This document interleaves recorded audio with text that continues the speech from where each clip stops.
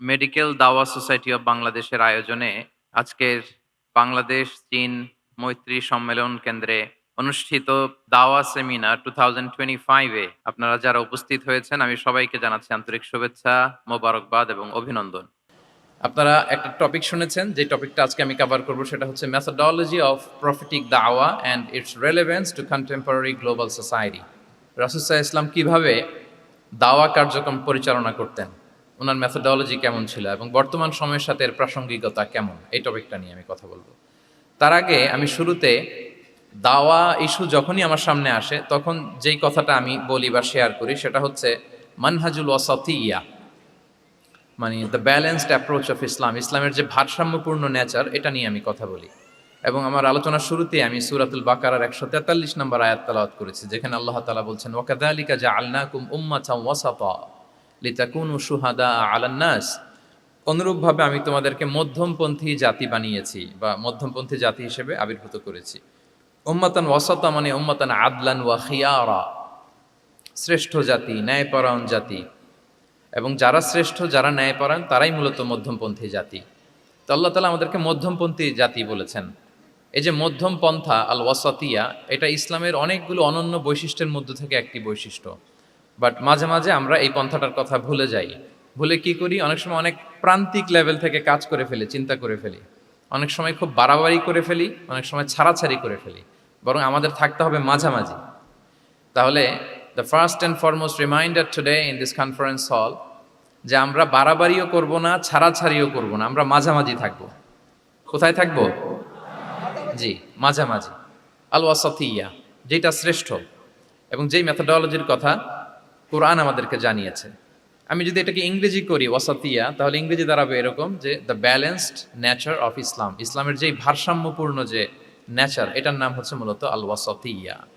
আপনি যদি খেয়াল করে দেখেন যে কিভাবে আমরা অন্যান্য জাতিগোষ্ঠীর তুলনায় মধ্যমপন্থী জাতি, তাহলে দেখবেন যে আমরা যদি সাইয়েদনা ঈসা আলাইহিস সালামের ব্যাপারে কথা বলি, জেসাস ক্রাইস্টের ব্যাপারে, তাহলে দেখেন ওনার ব্যাপারে ইহুদি নাসারারা কেউ বাড়াবাড়ি করেছে, কেউ ছাড়াছাড়ি করেছে, আমরা একেবারে মিডল ওয়েতে আছি।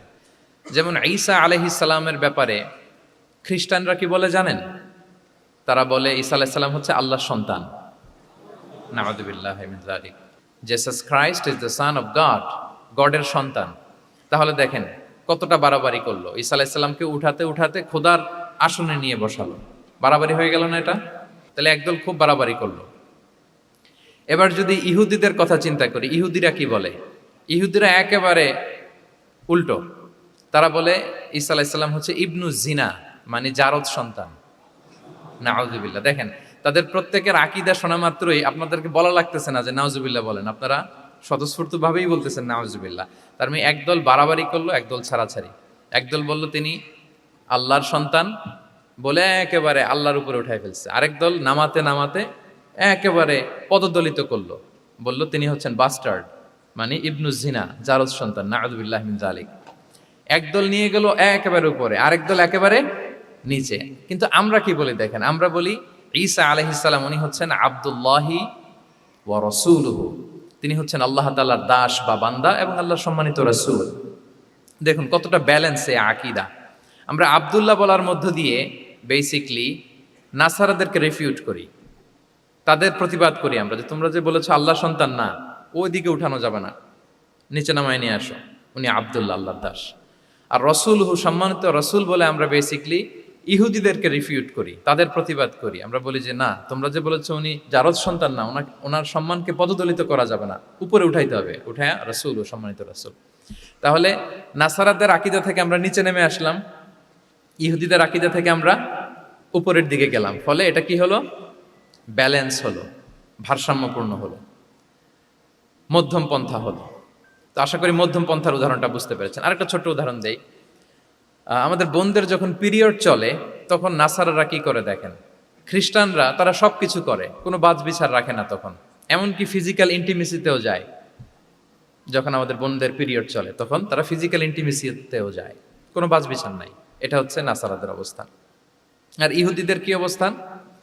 এরা এই 5 দিন 7 দিন আমাদের বোনদের যখন পিরিয়ড চলে তখন তারা তাদের স্ত্রীদেরকে ধরবে না, ছোবে না, স্পর্শ করবে না, একসাথে বসবেও না। তাদের ঘরে আলাদা একটা স্পেশাল রুম রাখে, ওই রুমের ভিতরে, ওই ঘরের ভিতরে তাদের 5 দিন 7 দিন ওইখানে কাটাইতে হয়।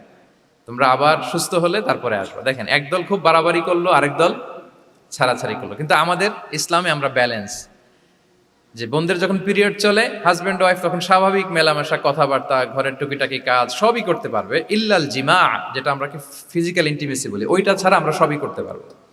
তাহলে দেখেন, এই দুইটা উদাহরণ আমি সামনে আনলাম এজন্য যে এই যে মানহাজুল ওয়াসাতিয়াতি ওয়াল ইতিদাল, মধ্যম পন্থার কথা আমরা যেটা বলি, যেটাকে দিয়ে আল্লাহ তাআলা আমাদেরকে সম্মানিত করেছেন, যে ওয়াকাযালিকা জাআলনাকুম উম্মাতাম ওয়াসাতা, তোমাদেরকে আমি মধ্যমপন্থী জাতি বানিয়েছি, তোমাদের মধ্যে বাড়াবাড়িও থাকবে না, ছাড়াছাড়িও থাকবে না, বরং আমরা হব মধ্যমপন্থী। আমরা কি হব? কি হব?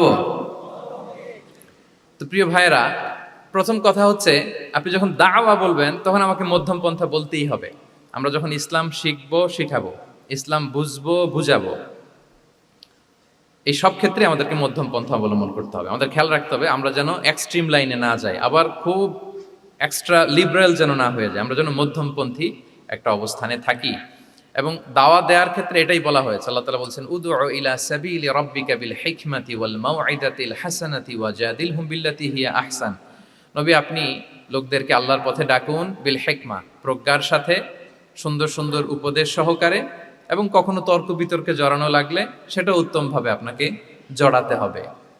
তার মানে এই যে ইসলাম বোঝার ক্ষেত্রে, প্রচারের ক্ষেত্রে এই মধ্যম পন্থার নীতি, যেটা প্রজ্ঞা বা সুন্দর উপদেশমালা দিয়ে দাওয়াত দেওয়া, এটাও মূলত মধ্যম পন্থারই বহিঃপ্রকাশ। আমরা যখন কোনো দাওয়া কাজ করব, অলওয়েজ মাথায় রাখতে হবে যে আমি বাড়াবাড়ি যেন না করি, আমি আবার ছাড়াছাড়িও যেন না করি, আমি যেন মাঝামাঝি থাকি। তো এই যে দাওয়া আমরা দিচ্ছি, দাওয়াটা কি? বেসিক্যালি এটা হচ্ছে একটা কমিউনিকেশন, রাইট? এই যে আমি কথা বলতেছি, আপনারা শুনতেছেন, ইমাম সাহেব খুতবা দিচ্ছেন, আমরা সেটা শুনি, স্ট্রিট দাওয়া হয়, বিভিন্ন রকম দাওয়া এখন হচ্ছে, এগুলো basically communication. And this communication should be full of wisdom and beautiful advice. এটাই মূলত আল ওয়াসাতিয়া, মানহাজুল ওয়াসাতিয়া, মধ্যম পন্থা। আমি যে বিশ্ববিদ্যালয় থেকে ব্যাচেলর করেছি, ওই বিশ্ববিদ্যালয়ের একটা স্লোগান আছে, মানহাজুল ওয়াসাতিয়াতি ওয়াল ইতিদাল। ওনারা মধ্যম পন্থার কথা বলে। সো আমি যেহেতু এই বিশ্ববিদ্যালয় আল আজহারের গ্রাজুয়েট, আমি যেখানেই যাই একটু করে আমি এই আল ওয়াসাতিয়ার কথাটা বলি, প্রিয় ভাইরা। তো দাওয়া যেহেতু কমিউনিকেশন, আমরা ওরাল দাওয়া দিয়ে থাকি, কিন্তু বেসিকলি ওরাল দাওয়ার চেয়ে যেটা প্র্যাকটিক্যাল দাওয়া, থিওরিটিক্যাল দাওয়ার চেয়ে প্র্যাকটিক্যাল দাওয়াটা এটা বেশি ইফেক্টিভ, বেশি প্রোডাক্টিভ। আমরা যখন তাফসির মাহফিল করি, আমরা খুতবা দেই, আলোচনা করি, এটা থেকে তো মানুষ শিখে। কিন্তু আমি যদি আমার আচরণ দিয়ে কোনো একটা মেসেজ দিতে পারি, ওইটা মানুষের হৃদয়ে বেশি দাগ কাটে, বেশি মনে থাকে, খুব বেশি মনে থাকে। এটার সুযোগ আপনাদের বেশি। যেমন আমি যদি একটা কোরআনের আয়াতের কথা বলি, এটার খুব একটা মূল্যায়ন নাই, কারণ উনি হুজুর মানুষ, উনি তো কোরআনই বলবে। কিন্তু একজন ডক্টর যখন কোরআনের আয়াত বলে, তখন বলে, দেখছো মাশাআল্লাহ, একজন ডক্টর, সে চিকিৎসা বিজ্ঞানে এত বড় এক্সপার্টিজের পর আবার কোরআনও জানে। ওই কথা কিন্তু আমিও বলছি, আমার দাম নাই। কিন্তু আপনাদেরকে কত সম্মানের চোখে দেখা হচ্ছে। আবার দেখেন, 5 ওয়াক্ত সালাত আদায় করা জামাতের সাথে, ফরজ সালাতগুলো, এটা তো মানে করতেই হবে, কম্পালসারি। এটা করে তো খুব বেশি ক্রেডিট নেওয়ার কিছু নাই, তো আমরা সবাই পড়ি। কিন্তু একজন ডাক্তার যখন নামাজ পড়ে, খেয়াল করে দেখবেন, একজন ডক্টর যখন চেম্বারে রুগীদেরকে রেখে বলে যে, ওখানে যদি লেখা থাকে যে সালাতের সময় বিরতি থাকবে, বা বলা হয় যে এই ডাক্তার কিন্তু রুগী বসিয়ে রেখে নামাজটা পড়ে এসে আবার রুগী দেখা শুরু করে, এটা সবাই খুব পজিটিভলি নেয়, যে দেখো এত ব্যস্ততার পরেও চাইলে এই সময় রুগী দেখতে পারতো, কিন্তু উনি নামাজ পড়ে। দেখেন, একই কোরআনের কথা আমিও বললাম, আপনিও বললেন, আপনার মর্যাদা কত বেশি। আমিও জামাতে নামাজ পড়ি, ইমামতি করাই, আর আপনি যে একটু তাড়াতাড়ি করে নামাজটা পড়ে চলে আসেন, এটাতে আপনার এপ্রিসিয়েশন কত বেশি। তো এভাবে আপনাদের কিন্তু দাওয়া কাজ করার সুযোগ অনেক বেশি, কারণ এটা অনেক মানে নোবেল একটা প্রফেশন, মহৎ পেশা।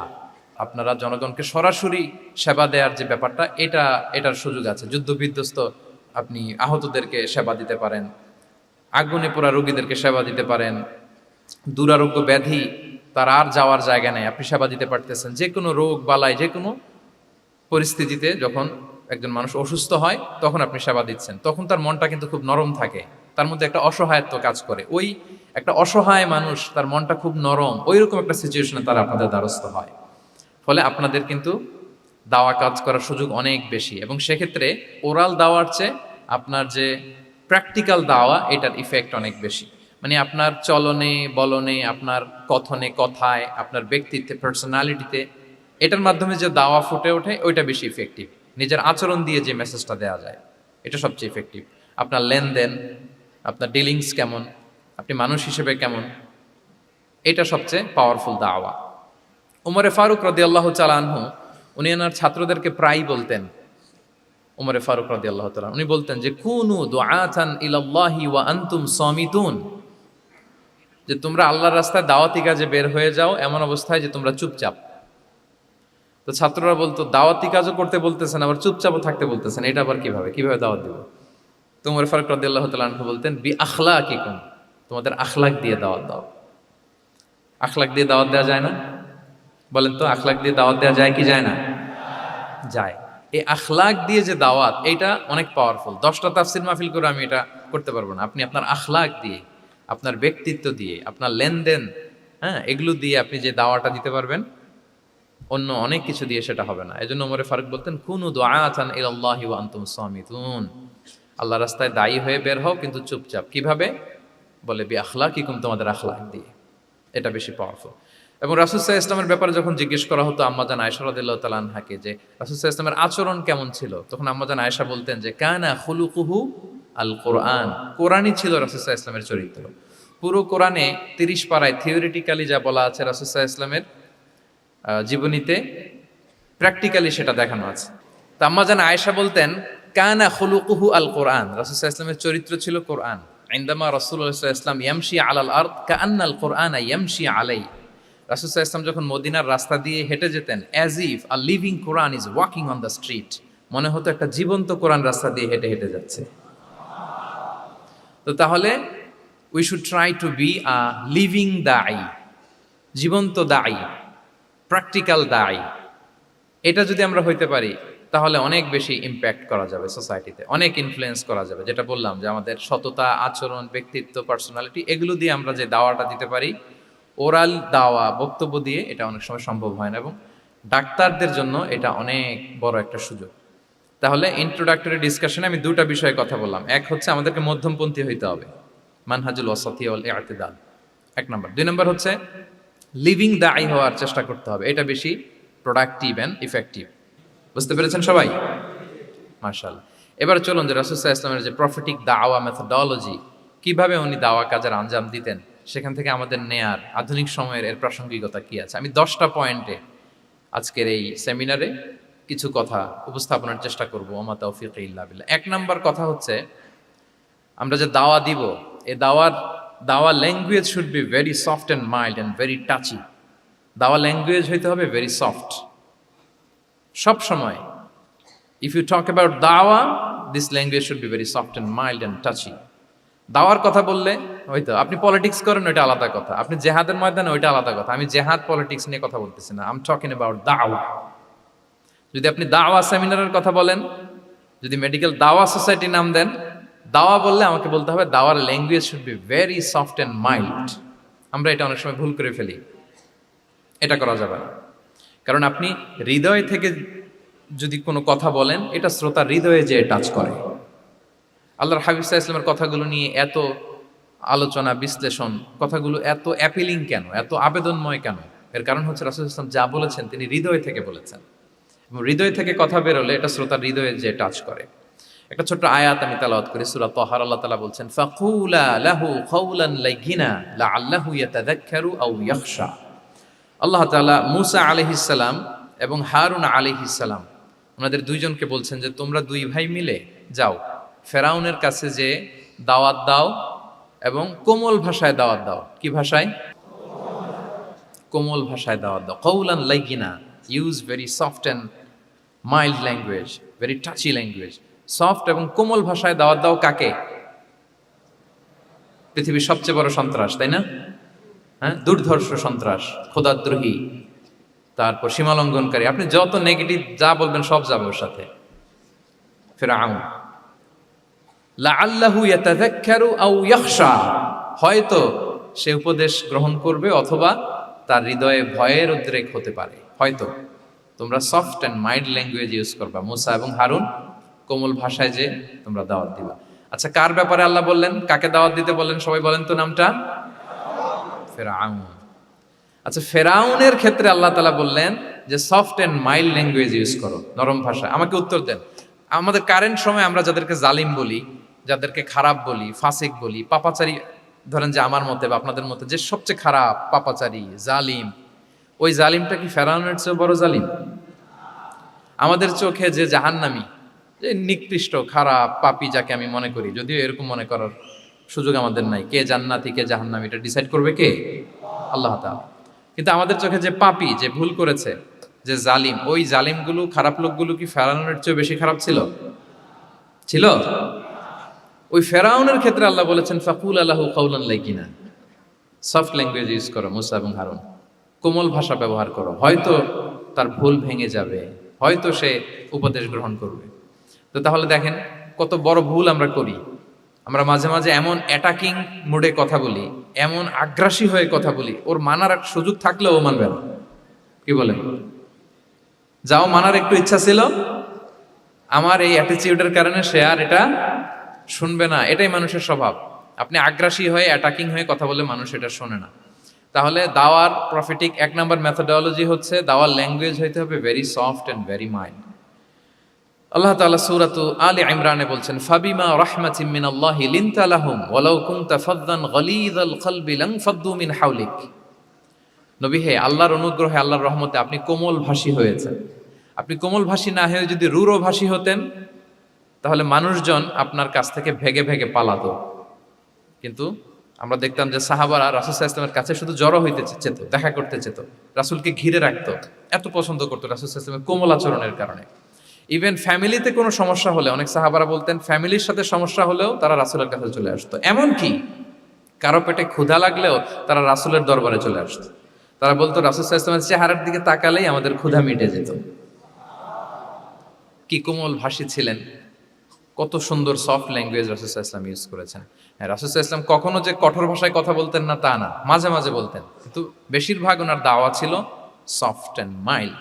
মাঝে মাঝে প্রেক্ষাপটের আলোকে রাসূল সাল্লাল্লাহু আলাইহি ওয়াসাল্লাম অনেক সময় তেজস্বী জ্বালাময়ী ভাষণ দিতেন, মনে হতো ব্যাটালিয়নকে কমান্ড করছেন। এটা মাঝে মাঝে চেহারা লাল হয়ে যেত, গড়গড় করতেন যুদ্ধের আগে। কিন্তু রেগুলার বেসিসে রাসূল সাল্লাল্লাহু আলাইহি ওয়াসাল্লাম খুব কোমল ভাষায় কথা বলতেন। তাহলে এক নম্বরে যেটা জানলাম, যদি আপনি দাওয়া মেন্টালিটি, দাওয়া মোডে থাকতে চান, আপনার ভাষা হতে হবে শক্ত না নরম?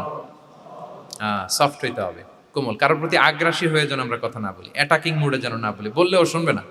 এটাই মানুষের নেচার, সফট ল্যাঙ্গুয়েজে বলতে হয়। ফেরাউনকে যদি বলা হয় ওর সাথে ভালোভাবে বলো, তো আমাদের আশেপাশে যারা আছে এরা তো আরো এদেরকে সম্মান দিয়ে নরম করে বলা উচিত। কি বলেন? জি, এক নম্বর গেল। দুই নম্বর হচ্ছে দাওয়াকে ফলপ্রসূ করতে হলে রাসূল সাল্লাল্লাহু আলাইহি ওয়াসাল্লাম যেটা করতেন, শ্রোতাদের অনেক সময় মনোযোগ আকর্ষণের জন্য উনি অনেক ধরনের টুলস, অনেক ধরনের জিনিস তিনি ব্যবহার করতেন। যেমন একটা পদ্ধতি রাসূল সাল্লাল্লাহু আলাইহি ওয়াসাল্লামের ছিল, রাসূল সাল্লাল্লাহু আলাইহি ওয়াসাল্লাম মানুষের আকর্ষণ বৃদ্ধির জন্য মাঝে মাঝে প্রশ্ন ছুড়ে দিতেন অডিয়েন্সকে, drawing attention of the listener by throwing questions. Question throw করার মাধ্যমে অ্যাটেনশন গ্রো করতেন। হাদিসে এরকম অনেক উদাহরণ পাওয়া যায়। একটা ছোট্ট হাদিস শেয়ার করি, সহিহ মুসলিমে এসেছে। রাসূল সাল্লাল্লাহু আলাইহি ওয়াসাল্লাম একবার সাহাবাদেরকে বললেন, ইন্না মিনা শাজারি শাজারাতান লা ইয়াসকুতু ওয়ারাকুহা মাসালুহা মাসালুল মুসলিম। রাসূল সাল্লাল্লাহু আলাইহি ওয়াসাল্লাম জিজ্ঞেস করলেন, তোমরা কি কেউ বলতে পারবা বৃক্ষরাজির মধ্যে একটা বৃক্ষ আছে, গাছের মধ্যে একটা গাছ আছে যেই গাছের কখনো পাতা ঝরে না, ওই গাছের পাতা কখনো ঝরে না। এর দৃষ্টান্ত হচ্ছে মুসলিমের দৃষ্টান্তের মতো। বলতো ফাহাদ্দিসুনি মা হিয়া, বলতো ওই গাছটা কি? কে বলতে পারো? আপনারা তো সব একেবারে পেরে গেছেন। তো সাহাবারা ওই দিন কেউ বলতে পারেন নাই। কারণ কি জানেন? একে তো আমরা জানি হাদিস স্টাডি করার কারণে, হাদিস স্টাডি না করলে তো আমরা বলতে পারতাম না, আমাদের দেশে তো খেজুর গাছ অত হয় না। তো ওনারা কেউ বলতে পারে না। এর কারণ হচ্ছে তারা ভাবছিল প্রশ্ন যেহেতু করছে, এটা যেন তেন প্রশ্ন, এটা কঠিন কোনো গাছের একটা নাম বলতে হবে। তো বাড়ির পাশে যে খেজুর গাছ, মদিনার অলিতে গলিতে যে খেজুর গাছ ভর্তি, এই দিকে আর ওনাদের অ্যাটেনশন যায় না। ওনারা চলে গেছে মরুভূমিতে, ইয়ামানে, তারপর একেবারে ডেজার্টের মাঝখানে কি কি ক্যাকটাস, গুলমলতা, কি কি গাছ আছে ওগুলো আওড়াচ্ছে মনে মনে। ভাবতেছে যে খেজুর গাছের কথা তো রাসূল সাল্লাল্লাহু আলাইহি ওয়াসাল্লাম আমাদের জিজ্ঞেস করার কথা না, এ তো আমাদের গাছ, বাড়ির পাশের গাছ। তো কেউই আর বলতে পারে নাই।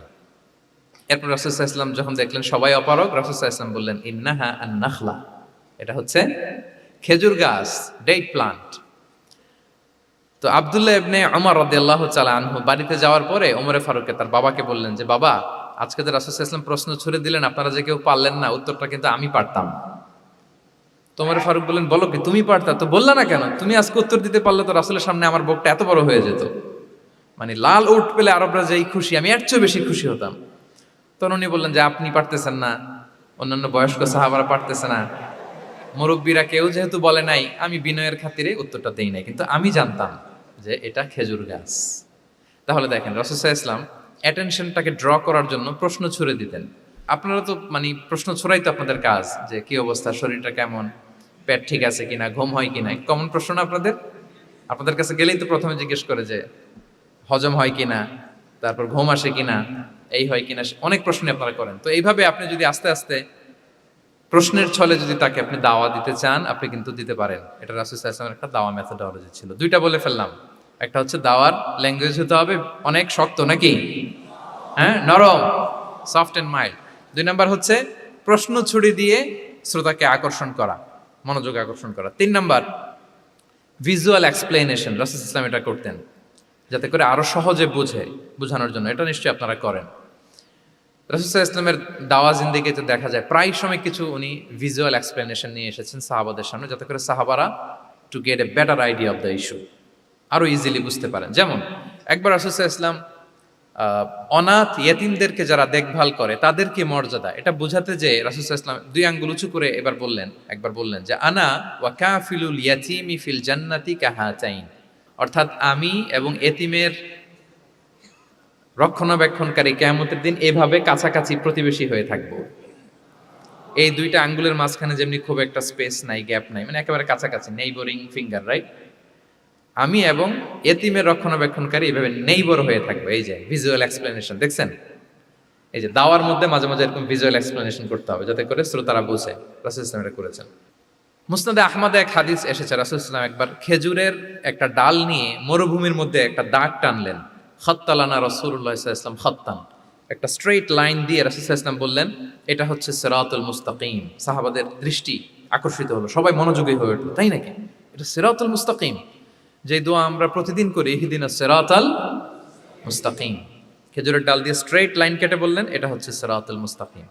এবার ওই খেজুরের ডাল দিয়ে ডানে বায়ে অনেকগুলো ছোট ছোট দাগ কাটলেন আর বললেন হ্যাঁ দিহি সুবুলুশ শায়তান, এগুলো হচ্ছে শয়তানের রাস্তা, এটা হচ্ছে মুস্তাকিম সোজা রাস্তা যেটা জান্নাতে যায়। আর ডানে বায়ে অনেকগুলো দাগ কাটলেন, ডেকে বললেন এই প্রতিটি রাস্তায় একটা করে শয়তান বসে থাকে আর সে তোমাদেরকে টেম্পটেশন দিতে থাকে, প্রভোকেশন করতে থাকে, ধোকা দিতে থাকে, ওয়াসওয়াসা দিতে থাকে।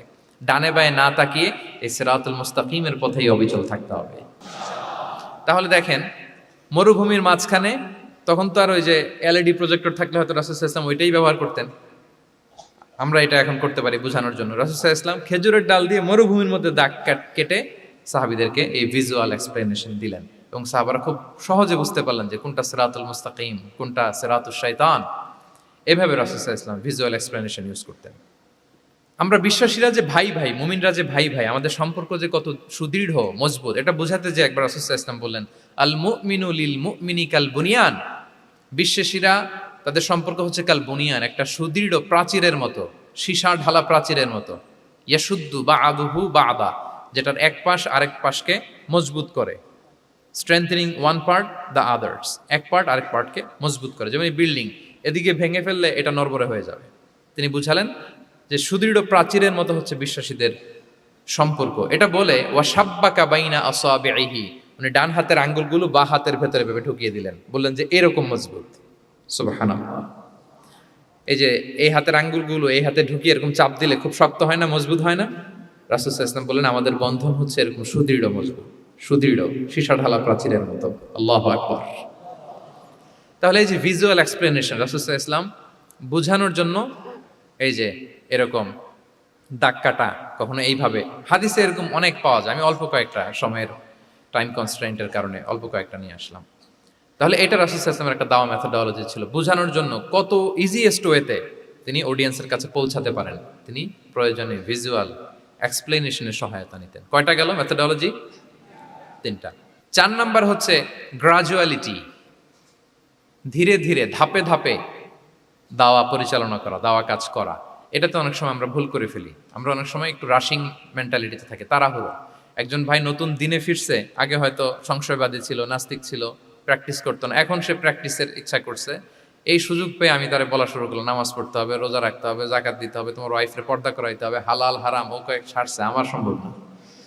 ও বলবে ভাই আগে যা ছিলাম ওইটাই ভালো ছিল, এতগুলো তো আমি মানতে পারবো না। তো এই যে আপনি তাকে দিন থেকে ভাগালেন, আপনার দাওয়া মেথোডোলজি জানা না থাকার কারণে আপনি তাকে ভাগালেন। একসাথে আপনি এত কথা বলবেন না। নতুন যখন কেউ দিনে ফিরে তাকে আপনি একসাথে এত কথা বলবেন না। নতুন যখন কোনো বোন ইসলামে আসতে চায় তাকে আপনি কঠিন করে বলবেন না। উপরে আমাদের বোনরা আছে, তাদেরকেও আমি বলবো সহজ করে বলেন। প্রথমে নামাজের কথা বলেন, নামাজ আস্তে আস্তে পড়ুক যতটুকু পারুক।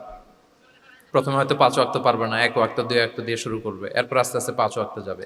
এরপর তাকে একটু শালীন পোশাকের কথা বলেন যে তুমি একটু শালীন পোশাক পরো, সেফটি সিকিউরিটির জন্য ভালো।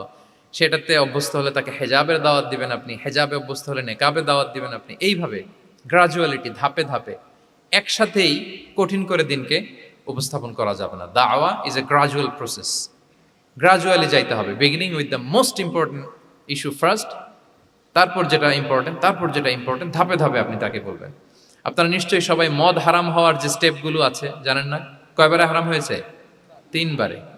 ওয়াসআলুনাকা আনিল খামরি ওয়াল মাইসির কুল ফীহিমা ইসমুন কাবীরুন ওয়া মানাফিউ লিন-নাস ওয়া ইসমুহুমা আকবারু মিন নাফিহিমা। প্রথমে বললেন মদে কিছু উপকার আছে কিন্তু এটার গুনাহ বেশি, ক্ষতি বেশি, কিন্তু সামান্য উপকার আছে। তো মানুষ সচেতন হয়ে গেল যে না, এটা কিন্তু গুনাহ আছে, ক্ষতি আছে, সাবধান হইতে হবে। মদ খাওয়া কমায় দিল। আচ্ছা, এরপর বলা হলো ওয়ালা তাকরাবুস সালাতা ওয়া আনতুম সুকারা, মাতাল হয়ে মদ খাওয়া অবস্থায় নামাজে যেও না। কারণ কোন এক সাহাবী নামাজে এমনভাবে তেলাওয়াত করলেন, অর্থ চেঞ্জ হয়ে গেল। ফলে দিনে 5 বার মদ খাওয়া যাবে না। এই আয়াত দিয়ে তো তাই বোঝা যায়, তাই না? 5 বারের জন্য যখন সাবধান হয়ে গেল, আরো তারা অভ্যস্ত হয়ে গেল। এরপরে নাজিল হলো ইন্নামাল খামরু ওয়াল মাইসিরু ওয়াল আনসাবু ওয়াল আজলামু রিজসুম মিন আমালি শাইতানি ফাজতানিবু। মদ, জুয়া, ভাগ্যলিপি এগুলো শয়তানের কাজ, এগুলো থেকে বেঁচে থাকো। সবাই মদিনার ঘরের ভেতরে মদের বোতল যেগুলো ছিল ভেঙে সব রাস্তায় মদ দিয়ে মদিনার অলিগলি সয়লাম। সুবহানাল্লাহ, কারো কষ্ট হয় নাই, কারণ ধাপে ধাপে মদকে হারাম করা হয়েছে। কেউ যদি চেইন স্মোকার থাকে, আপনি যদি বলেন যে স্মোকিং হারাম, কালকে থেকে একটাও খেতে পারবে না, ও পারবে? ও তো মারা যাবে। ও সব বাদ দিতে পারবে, স্মোকিং বাদ দিতে পারবে না। তো কি করবেন? তাকে আপনি অল্প অল্প করে, যে একটু একটু করে ছাড়ো। এই যে রমজান আসতেছে, সারাদিন তো করতেই পারবে না, রাতে 2-3টা করে খাইও, বেশি খাইও না। না মানে ছাড়ানোর জন্য বলতেছে আর কি। যে 10টা খায় তারা যদি আপনি 2টা খাইতে বলেন, এটা তো আপনি দাওয়াই দিলেন নাকি, কমাইতে বললেন তো। সিগারেটের প্রতি তো আর উৎসাহিত করতেছি না আমরা। চেইন স্মোকার ও 10টা ছাড়া হয় না প্রতিদিন। তো এই রমজানে আপনি তারা বললেন যে সারাদিন তো তুমি না খেয়ে থাকবা, রাতে 1টা 2টা বা 3টা গেল। প্রথম দশকে 3টা, এরপরের দশকে 2টা, তারপরের দশকে 1টা। যে 1টা খায় তারপরের দিন তো সে চাইলে ছেড়েও দিতে পারে, কি বলেন? এইভাবে গ্রাজুয়ালি তাকে ছাড়ানোর জন্য অভ্যস্ত করতে হবে। তাহলে এই গ্রাজুয়ালিটিটা দরকার। আমি হাদিস থেকে, সিরাত থেকে একটা উদাহরণ দেই, শুনুন। রাসূল সাল্লাল্লাহু আলাইহি ওয়াসাল্লাম মুআয ইবনে জাবাল রাদিয়াল্লাহু তাআলা আনহুকে ইয়ামানের গভর্নর করে পাঠালেন। তো তখন তাকে বললেন যে মুআয, ইন্নাকা তাআতি কওমান মিন আহলিল কিতাব, তোমাকে এমন একটা এলাকার গভর্নর করে পাঠাচ্ছি, তারা কিন্তু আহলি কিতাব, মানে people of the books, Jews and Christian community, তারা ইহুদি খ্রিস্টান। সো তাদেরকে যখন দাওয়াত দিবা, ধাপে ধাপে দিবা। কিভাবে দিবা? তিনি বললেন ফাদউহুম ইলা শাহাদাতি আন লা ইলাহা ইল্লাল্লাহ ওয়া আন্না মুহাম্মাদুর রাসূলুল্লাহ। প্রথমে দাওয়াত দিবা তাওহীদ আর রিসালাতের। আওয়াজ করে বলেন, প্রথমে কিসের? তাওহীদ এবং রিসালাতের। আচ্ছা, ফাইনহুম আতাউ লিযালিক, তারা যখন এটা মেনে নেয়। আরবিটা খেয়াল করেছেন অর্থটা?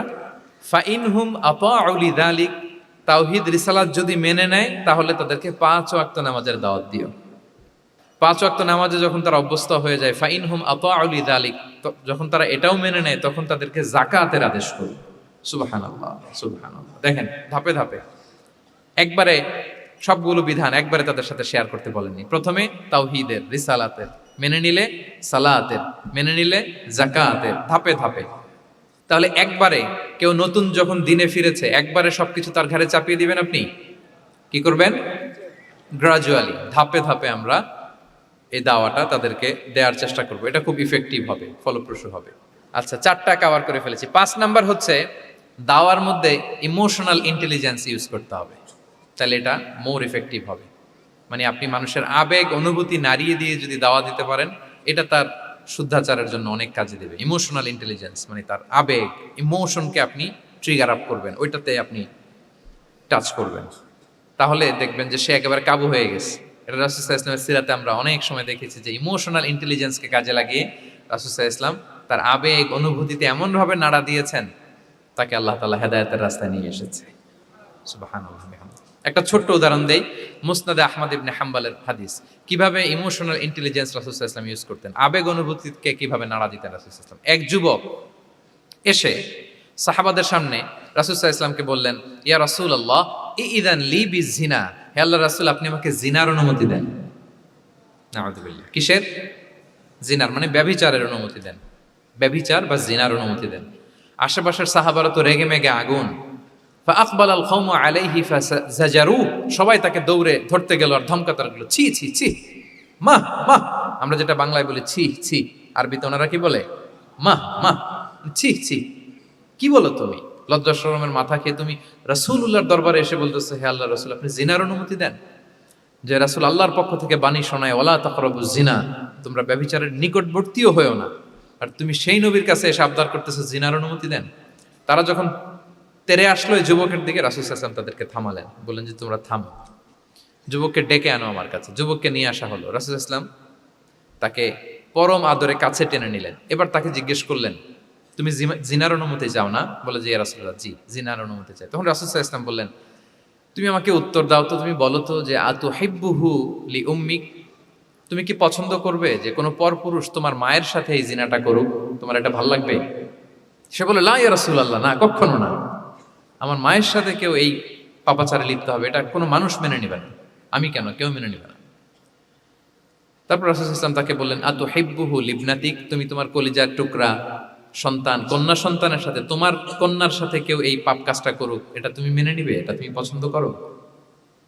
সে বলল লা ইয়া রাসূলুল্লাহ, হে আল্লাহর রাসূল কশিন কালেও না, কখনো মানবো না, আমার মেয়ের সাথে কেউ এই কাজ করবে আমি কখনো মানবো না। রাসূল সাল্লাল্লাহু আলাইহি ওয়াসাল্লাম আবার তাকে প্রশ্নবাণে জর্জরিত করতে লাগলেন, আবার বললেন আতুহিব্বুহু লি উখতিক, তুমি কি তোমার প্রিয় বোনের সাথে কেউ এটা করুক, এই পাপাচারে লিপ্ত হোক, জিনা করুক, পছন্দ করবে? তোমার বোনকে কেউ এরকম করবে, অপমান করবে, এটা চাইবে তুমি? বলে কখনো না, লা ইয়া রাসূলুল্লাহ, কখনো না, কেউই তো পছন্দ করবে না এটা। তখন রাসূল ইসলাম বললেন, তুমি যার সাথে জিনার অনুমতি চাইছো সে তো কারো না কারো মা, কারো না কারো মেয়ে, কারো না কারো বোন, তুমি এভাবে কেন ভাবতে পারো না? সুবহানাল্লাহ বিহামদি। এই কথা বলার পরে তো সে একেবারে ইমোশনালি এমন ড্যামেজ হয়েছে, লজ্জায় কাচুমাচু হয়ে মাথা নিচু করে দাঁড়ায়। তখন রাসূল ইসলাম তার পিঠে একটা আলতো চাপড় মারলেন, পরম মমতায় আলতো চাপড় দিয়ে তার জন্য দোয়া করলেন, আল্লাহুম্মা গফির যামবাহ ওয়া তাহহির কলবাহ ওয়া হাসসিন ফারজাহ, আল্লাহ তুমি এই যুবকের পাপ মোচন করো, আল্লাহ তুমি তার অন্তরটাকে পরিশুদ্ধ করো, আল্লাহ তুমি তার চরিত্রটাকে নিষ্কলুষ করো।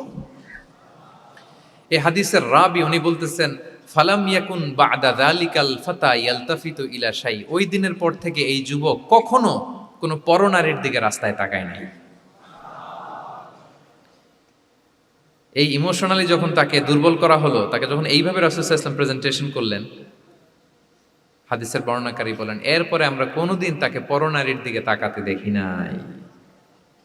তার হৃদয়টাকে আল্লাহ তাআলা পরিশুদ্ধ করে দিলেন। রাসূল সাল্লাল্লাহু আলাইহি ওয়াসাল্লাম ওয়ায়ুযাক্কিহিম, কিভাবে মানুষকে পরিশুদ্ধ করতে দেখেন, কিভাবে তার আবেগ অনুভূতিকে নাড়িয়ে তার চিন্তার জগতে আলোড়ন সৃষ্টি করে তাকে এমনভাবে কাবু করলেন যে রাসূল সাল্লাল্লাহু আলাইহি ওয়াসাল্লাম যেই দিকে তাকে গাইড করতেছে এখন সে সেদিকেই যেতে বাধ্য। সো এইটা আমাদেরকে করতে হবে, ইমোশনাল ইন্টেলিজেন্স কাজে লাগিয়ে মানুষের আবেগ অনুভূতিতে নাড়া দিয়ে যদি আপনি তাকে কোনো কথা, কোনো বার্তা, কোনো নাসিহাত করেন, তখন সেটা সে শোনে। এমন শুনে এমনভাবে সে হেদায়েতের পথে আসে যেটা আমরা কল্পনাও করতে পারি না। তাহলে এটা যেন আমরা করি, এটা খুবই প্রোডাক্টিভ, এটা খুবই ইফেক্টিভ, এটা খুবই ফ্রুটফুল, কাজে দেয় মানুষকে ইমোশনালি তাকে দেওয়া। এই পয়েন্টটা বুঝতে পেরেছেন তো সবাই, না? আলহামদুলিল্লাহ। 6 নাম্বার মেথোডোলজি হচ্ছে দাওয়া should be full of love. দাওয়া বললে এটার সাথে লাভ থাকতে হবে, লাভ, ভালোবাসা। যদি আপনি দাওয়া বলেন এখানে লাভ থাকতে হবে, ইট কামস উইথ লাভ, ভালোবাসা। ভালোবাসা দিয়ে আপনি মানুষের হৃদয় জয় করতে হবে। আমরা দায়ীরা অনেক সময় বেশি জাজমেন্টাল হয়ে যাই। আরব শায়েকরা বলে যে নাহনু দুআত লাসনা কুদাত, আমরা দায়ী, আমরা জাজ নই, উই আর নট জাজেস। আমাদের অনেক দায়ীরা আমরা ভুল করে ফেলি, আমরা বলি যে ও খারাপ, ও এটা, ও জাহান্নামী, ও খারিজ, এরকম আমরা সবাইকে নাকচ করি। মনে হয় যেন সবাইরে জাহান্নামে পাঠাই, আমি একা জান্নাতে যেতে পারলেই সফল। আচ্ছা বলেন তো, সব গেল জাহান্নামে, আপনি একা শুধু জান্নাতে, ভাল লাগবে আপনার? এই যে আজকে আমরা এখানে সবাই ছাত্র, শিক্ষক, ডিস্টিংগুইশ গেস্টরা, উপরে আমাদের বোনরা, কত ভালো লাগতেছে না? ধরেন যে 2500 সিটিং ক্যাপাসিটির এই চীন মৈত্রী সম্মেলন কেন্দ্রে কেউ নাই, শুধু আপনি একা। এই বিশাল হল রুমে কেউ নাই, আপনি একা, ভাল লাগবে? তখন মিস্টার বিনের মতো হা হু করা লাগবে, শুধু একা একা, ঠিক না? তো সবাইকে জাহান্নামে পাঠিয়ে শুধু আমি জান্নাতে গেলে এটা আমার ভাল লাগবে না, ওই জান্নাতে। সো আমরা কিভাবে আমাদের জান্নাতের দলকে ভারী করতে পারি, এই চেষ্টাটা আমাদের বেশি বেশি করতে হবে, কি বলেন? তাহলে দাওয়া should be full of love, কারণ ভালোবাসা দিয়ে যা জয় করা যায়, কঠোরতা দিয়ে তা পারা যায় না। ভালোবাসা দিয়ে আপনি যেটা করতে পারবেন, কঠোরতা দিয়ে কখনো সেটা করতে পারবেন। আসুন আমরা হাদিস থেকে শুনি, সিরাত থেকে শুনি। আল্লাহর হাবিব সাল্লাল্লাহু আলাইহি ওয়াসাল্লাম মসজিদে নববীতে বসে আছেন সাহাবাদেরকে নিয়ে। হঠাৎ এক বেদুইনের আগমন। বেদুইন মানে যার মধ্যে নগর জীবনের কোনো নিয়ম কানুন সে দেখেনি, জানে না, বুঝে না। সিভিলাইজেশন বলতে যেটা বুঝি, ভদ্রতা, কার্টিসি, ম্যানার, এটা সে শিখেনি। এরকম এক বেদুইন অনেক দূর পল্লী থেকে মদিনার মসজিদে নববীতে এসেছে, কিন্তু সে ইসলাম ধর্ম গ্রহণ করেছে, মুসলিম। তো মসজিদে ঢুকে সে 2 রাকাত নামাজ পড়তেছে, এসে যে রাসূলকে সালাম দিবে, কথা, ওই কার্টিসিটাও নাই। রাসূল সাল্লাল্লাহু আলাইহি ওয়াসাল্লাম বসা ওইদিকে সাহাবাদের নিয়ে, সে তার মতো এসে এক জায়গায় মসজিদের সাথে তার উট বেঁধে সে 2 রাকাত নামাজ পড়ে দোয়া করতেছে আল্লাহর কাছে। কি দোয়া জানেন? দোয়ার মধ্যেও কাটিসি নাই। দোয়াতে বলে, ইয়া আল্লাহ, আল্লাহুম্মা আরহামনি ওয়ারহাম মুহাম্মাদা ওয়ালা তারহাম মা'ানা আহাদা। মানে আল্লাহ, তুমি শুধু আমারে রহম করো আর মুহাম্মদ সাল্লাল্লাহু আলাইহি ওয়াসাল্লামের রহম করো, আমাদের সাথে আর কাউরে রহম করো না তুমি।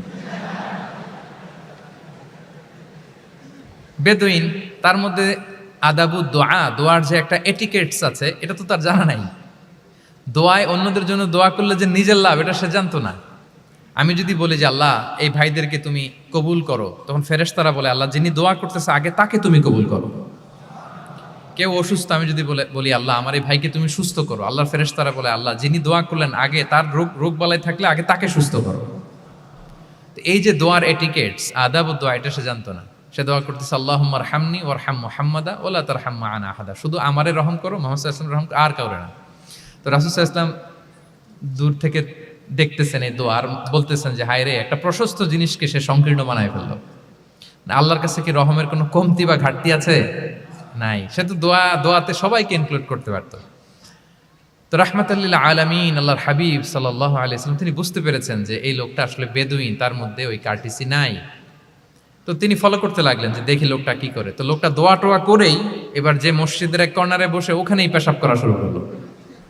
মানে কোনো কার্টিসি, নিয়ম, ভদ্রতা তার জানা নাই। তো তাকে পেশাব করতে দেখে বাকি লোকেরা তো তাকে ধরতে গেল, মারতে গেল। রাসূল সাল্লাল্লাহু আলাইহি ওয়াসাল্লাম বললেন, দাউ, রাখো রাখো, আরে থামো থামো, ওকে কাজ সারতে দাও, ওকে ওর কাজ সারতে দাও। কারণ আপনারা এটা ভালো জানেন যে ওয়াশরুম সারা অবস্থায় যদি কেউ বাইরে থেকে জোরে ডাক দেয় তাহলে অবস্থা খারাপ আছে, ঠিক কিনা বলেন? কেউ টয়লেট সারতেছে ওয়াশরুমে, তখন যদি আপনি জোরে নক করেন এটা তার ক্ষতি হয়, কারণ আগে তাকে ওইটা পাস করতে হবে স্মুথলি।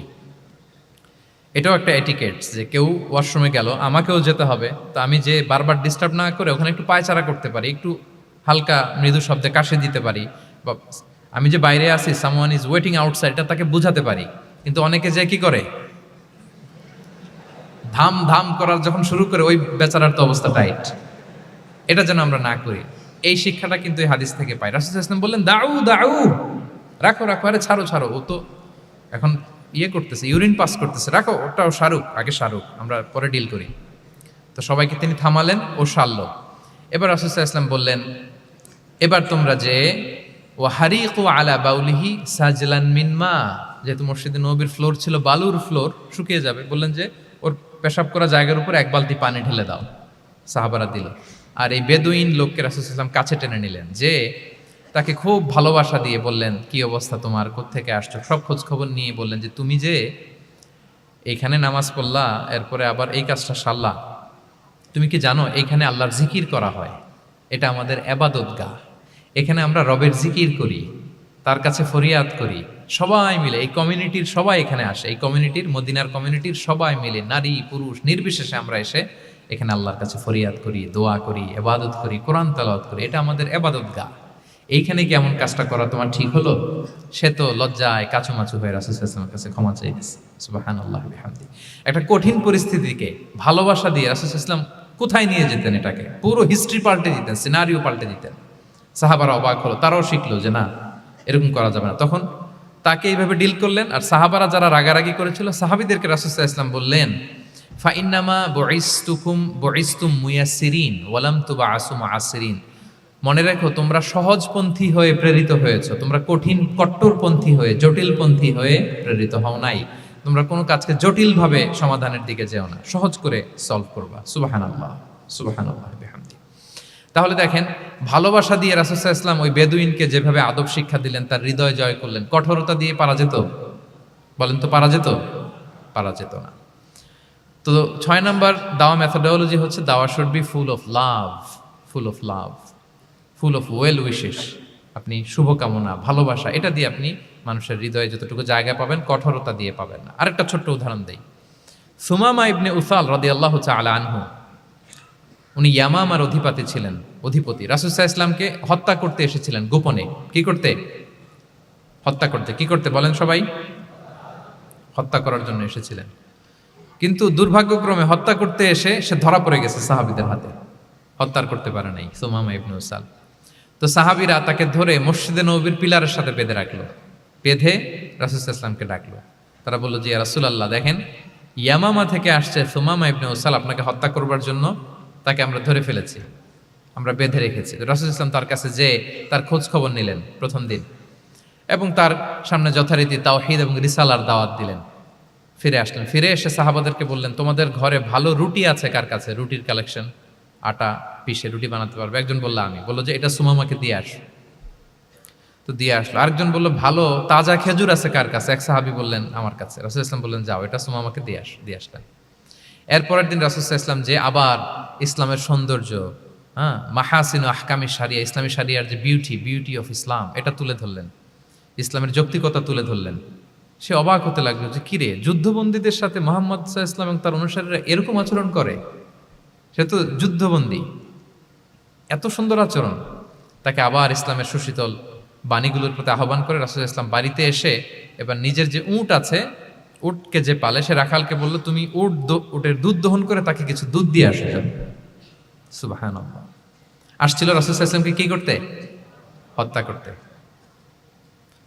তো তাকে ওটের গরম দুধ দিয়ে আসা হলো, সে পেট ভরে খেলো। তৃতীয় দিন এবার রাসূল সাল্লাল্লাহু আলাইহি ওয়াসাল্লাম যে ইসলামের যে ভবিষ্যৎ, ইসলাম মানলে যে জান্নাতে থাকা যাবে, এগুলো সব বললেন, এবং তাকে আরো অনেক মেহমানদারি করলেন, আপ্যায়ন করলেন। 3 দিন যখন রাসূল সাল্লাল্লাহু আলাইহি ওয়াসাল্লাম ইসলামকে তার সামনে এভাবে প্রেজেন্ট করলেন, আপ্যায়ন করলেন, ভালো আচরণ দেখালেন, সে অবাক হয়ে গেল। আল্লাহ তাআলা তার হৃদয়টাকে নূর দিয়ে আলোকিত করে দিলেন। 3 দিন পর রাসূল সাল্লাল্লাহু আলাইহি ওয়াসাল্লাম সাহাবীদেরকে ডেকে বললেন, যাও সুমামা ইবনে উসালের হাত পাগুলো যে রশি দিয়ে বেঁধে রেখেছো ছেড়ে দাও, রশিগুলো খুলে দাও। সাহাবারা বলেন কি ইয়া রাসূলুল্লাহ, সে তো খুনি, সে সুযোগ পেলেই তো অ্যাসাসিনেট করতো, তার রশি, হাতের রশি খুলে দিত, আপনাকে মেরে ফেলবে। আল্লাহ রাসূল সাল্লাল্লাহু আলাইহি ওয়াসাল্লাম বললেন, না, আমি যা জানি তোমরা সেটা জানো না, যেটা বলেছি তাই করো। মসজিদে নববীর পিলারের সাথে তাকে যে বেঁধে রেখেছো, রশি খুলে দাও, হাত পা খুলে দাও। আল্লাহর হাবিব সাল্লাল্লাহু আলাইহি ওয়াসাল্লামের নির্দেশ মোতাবেক সাহাবারা ওনার হাত খুলে দিলেন, পা খুলে দিলেন। সুমামা ইবনে উসাল কারোর সাথে কথা না বলে, তার বাড়ি তো ইয়ামামা, সেখানেও ফিরে গেলেন না, অন্য কোনো শহরেও গেলেন না। তিনি মদিনা থেকে অনতি দূরে একটা খেজুরের বাগান আছে, ওখানে কুয়া আছে, উনি যে ওই কুয়ার পানি দিয়ে গোসল করলেন। গোসল করে পবিত্র হয়ে মসজিদে নববীতে রাসূল সাল্লাল্লাহু আলাইহি ওয়াসাল্লামের কাছে ফিরে আসলেন, আর এসেই ঘোষণা দিলেন, আশহাদু আল্লা ইলাহা ইল্লাল্লাহ ওয়া আশহাদু আন্না মুহাম্মাদার রাসূলুল্লাহ। সুবহানাল্লাহ, সুবহানাল্লাহ। তিনি বললেন যে আমি সাক্ষ্য দিচ্ছি আল্লাহ ছাড়া কোনো ইলাহ নেই, আরো সাক্ষ্য দিচ্ছি যে মুহাম্মদ আপনি আল্লাহর প্রেরিত বান্দা এবং রাসূল। সুবহানাল্লাহ পড়বেন না সবাই?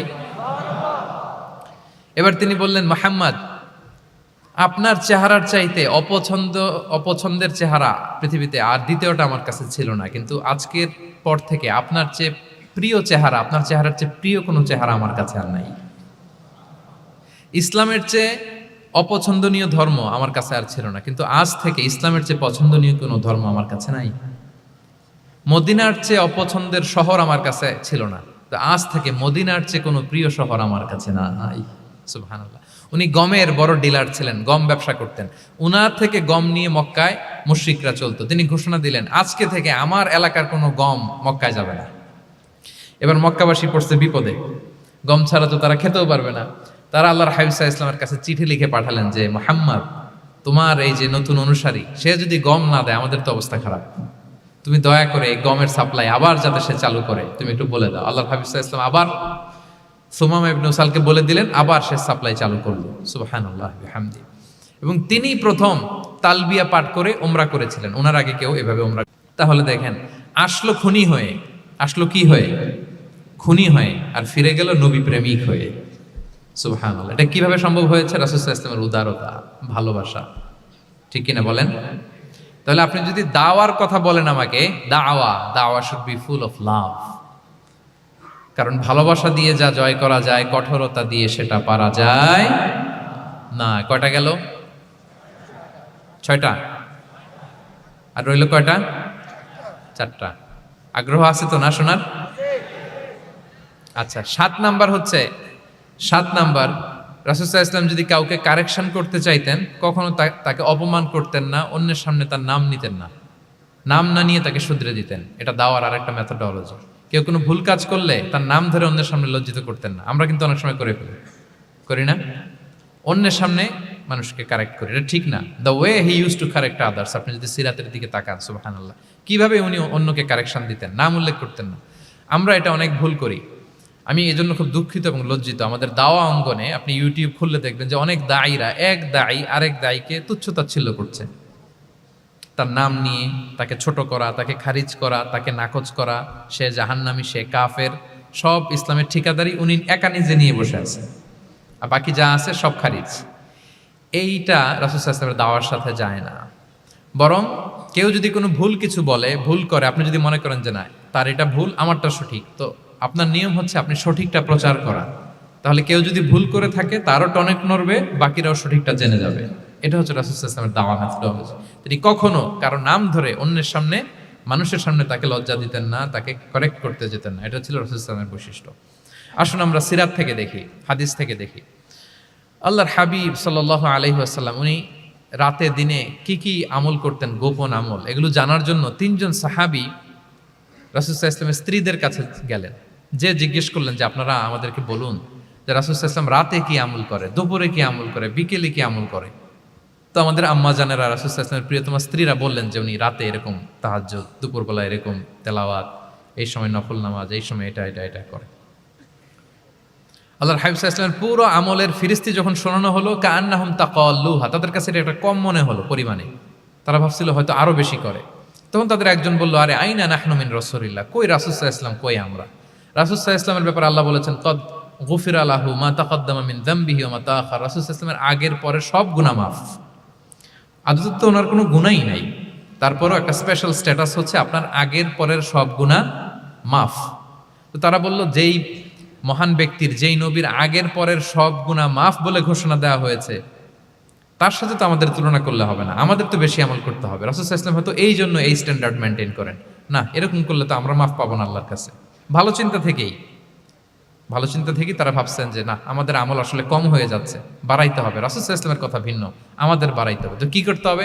একজন বলল, আজকে থেকে আমি সারা রাত নফল নামাজ পড়বো, সারা রাত ঘুমাবো না। নিয়ত করে ফেলছে, আমি সারা রাত নফল নামাজ, এশার পর থেকে যে নফল শুরু হবে ফজর পর্যন্ত, ঘুমটম নাই। আচ্ছা, গেল। আরেকজন বলল, আমি সারা বছর রোজা রাখবো, কালকে থেকে যে রোজা ধরবো আর ভাঙবো না, সারা বছর। আচ্ছা। আরেকজন বলল, আমার কয়েকজন স্ত্রী আছে, আমি আর স্ত্রীদের কাছে যাব না, আমি এখন থেকে সন্ন্যাসী, বৈরাগী জীবন যাপন করব, আমি আর কোনো নারীর কাছে যাচ্ছি না। তো এই ঘোষণা যখন তারা দিয়ে ফেলছে, এটা রাসূল সাল্লাল্লাহু আলাইহি ওয়াসাল্লামের কান পর্যন্ত যেয়ে পৌঁছালো। আল্লাহর হাবিব সাল্লাল্লাহু আলাইহি ওয়াসাল্লাম এটা শুনে ফেললেন। শুনে রাসূল সাল্লাল্লাহু আলাইহি ওয়াসাল্লাম এটা অপছন্দ করলেন, কারণ এটা তো রাইট ট্র্যাক না, ওনারা ভুল করতেছে। তো একটা ভরা মজলিসে রাসূল সাল্লাল্লাহু আলাইহি ওয়াসাল্লাম বললেন, আনতুমুল্লাযীনা কুলতুম কাযা ওয়া কাযা, শুনলাম তোমাদের মধ্যে কে কে নাকি এমন এমন বলছো। সুবহানাল্লাহ। তিনি বলতে পারে, এই আব্দুল্লাহ দাঁড়াও, এই আব্দুর রহমান স্ট্যান্ড আপ, এই দাঁড়াও, তুমি নাকি এটা বলছো, তুমি এটা বললে তো ওনারা লজ্জা পেতেন না? সবার সামনে লজ্জা পেতেন। উনি এটা না করে কাজ হাসিল হয়ে যাচ্ছে। বললেন আনতুমুল্লাযীনা কুলতুম কাযা ওয়া কাযা। অনেক বর্ণনা এরকম পাওয়া যায়, মা বালু আকওয়ামিন ইয়াফআলুনা কাযা ওয়া কাযা, মা বালু আকওয়ামিন ইয়াকুলুনা কাযা ওয়া কাযা। তাদের কি হলো, তারা এমন এমন বলে, তাদের হলোটা কি, তারা এমন এমন বলে। এইভাবে তিনি শুধরে দিতেন। তো বললেন তোমাদের মধ্যে কেউ কেউ নাকি এটা বলে এটা বলে। ওই তিনজনের তো টনক নড়ে গেছে, আর বাকিরা শুনতেছে। তখন রাসূল সাল্লাল্লাহু আলাইহি ওয়াসাল্লাম বললেন, না, এটা ঠিক নয়। আমি তোমাদের মধ্য থেকে সবচেয়ে বেশি মুত্তাকি, সবচেয়ে বেশি বুজুর্গ। ওয়াল্লাহি ইন্নী লা আখশাকুম লিল্লাহি ওয়া আতকাকুম লাহু। আমি তোমাদের মধ্য থেকে আল্লাহকে সবচেয়ে বেশি ভয় পাই। বলেন তো রাসূল সাল্লাল্লাহু আলাইহি ওয়াসাল্লামের চেয়ে বেশি আল্লাহকে ভয় পাওয়া কারো পক্ষে সম্ভব? আল্লাহর হাবিব সাল্লাল্লাহু আলাইহি ওয়াসাল্লামের চেয়ে বেশি মুত্তাকি হওয়া কারো পক্ষে সম্ভব? আমার নবীর চাইতে শ্রেষ্ঠ হওয়া সম্ভব? তার যে স্ট্যান্ডার্ড ইবাদতের, এটারে ছাড়াই যাওয়া সম্ভব? সম্ভব না। তো তিনি বললেন যে আমি রাত্রিবেলা ঘুমাই আসার পরে, আবার শেষ রাতে তাহাজ্জুদও করি। ঘুমও আছে, নামাজও আছে, ব্যালেন্স। আমি বৃহস্পতিতে রোজা রাখি, সপ্তাহের বাকি দিনগুলোতে খাই। আবার আমার অনেক 9 জন স্ত্রী তো অ্যাট এ টাইমে ছিল, আমি স্ত্রীদের সাথে মেলামেশাও করি। তো আমি এগুলো সব ঠিক রেখে আল্লাহর সবচেয়ে প্রিয় মুত্তাকি হইতে সমস্যা হলো না। তোমাদের এত সমস্যা কোথায়? তোমাদের সমস্যা কোথায়? আমার চেয়ে শ্রেষ্ঠ যদি কেউ কিছু করতে চাও, এটা হবে না। আমি হচ্ছি স্ট্যান্ডার্ড। সুবহানাল্লাহ। দেখেন, এইভাবে যখন বললেন, ঠিক করে দিলেন যে তোমরা কে কে জানি এরকম নিয়ত করছো, এটা ভুল করেছো, বরং শুদ্ধ হবে এটা। ওই তিনজনের টনক নড়ে গেছে, তারা শুধরে নিয়েছেন, আর বাকিরা সঠিক মেসেজটা, সঠিক নির্দেশনাটা জেনে গেল। তাহলে ওনাদেরকে কারেকশন করা হয়ে গেছে না অলরেডি? বলেন তো, ওনারা যে ভুল করছে কারেকশন হয়েছে কিনা? কিন্তু তাদেরকে অপমান করা হয়েছে। এই ভুলটা আমরা অনেক সময় করি। অন্যের সামনে কখন নিজের ছেলেকে, নিজের স্ত্রীকে, বন্ধুকে বা যাকে, হঠাৎ হাসির রোল পড়লো কেন এখানে? কিছু কমন পড়ে গেছে নাকি কথা নিজের জীবনের সাথে? অন্যের সামনে এইভাবে আমরা যেন কারেক্ট না করি। কাউকে সংশোধন করতে চাইলে আল্লাহর হাবিব সাল্লাল্লাহু আলাইহি সাল্লামের দেখানো পথেই যেন আমরা সংশোধন করি। এটা হচ্ছে এই হাদিসের 1 নম্বর শিক্ষা। আরেকটা শিক্ষা হচ্ছে ব্যালেন্স লাইফস্টাইল, ব্যালেন্স অ্যাপ্রোচ আমরা জানলাম। অনেকে মনে করে, আমার পরিচিত কয়েকজন লোক আছে, আমি বলছি, তারা থামাইছে কিনা জানি না, আমার কাছে এসে শোনাইতেছে, হুজুর আমি সারা বছর রোজা রাখি। তো আমি বলছি, আপনারা বলছে কি সারা বছর রোজা রাখতে? সারা বছর তো রোজা রাখা নিষেধ, এটাকে সওমে বিসাল বলে, এটা নিষেধ। বরং সবচেয়ে বেশি যদি কেউ রাখতে চায়, রাসূল সাল্লাল্লাহু আলাইহি ওয়াসাল্লাম বলছে, তাহলে সওমুল্লাহি দাউদ, সিয়ামু দাউদ, দাউদ আলাইহিস সালামের রোজা। এর চেয়ে বেশি না। একদিন রাখবা, আরেকদিন ভাঙবা, একদিন রাখবা, আজকে রোজা রাখলে কালকে খাবেন, কালকে রাখবেন, এরপরের দিন রাখবেন, এরপরের দিন ভাঙবেন। এর চেয়ে বেশি রাখা যায় না। লাগাতার রোজা রাখা নিষেধ। লাগাতার 6 মাস 5 মাস সারা বছর অনেকে রোজা রাখে, এটা না জানার কারণে। তাহলে এই যে ইসলামের যে ব্যালেন্স লাইফস্টাইল, এটা আমরা জানলাম।